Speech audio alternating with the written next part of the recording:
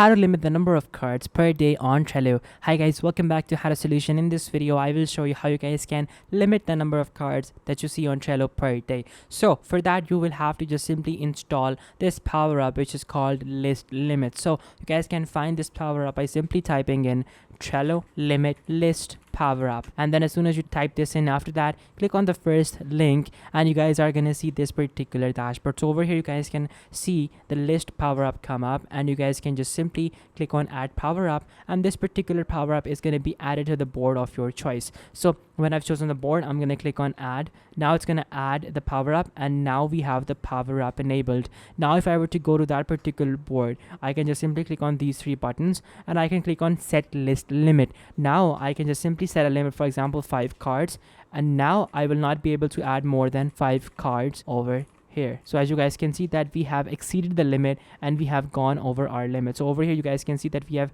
exceeded the limit. So now I will just simply delete 2 cards and I will be able to see that we are now back in our limit. So guys, that is how you guys can just simply add limits to your Trello columns. So guys, this was the video. I hope this video helped you guys out. If it did, make sure to smash that like button, subscribe.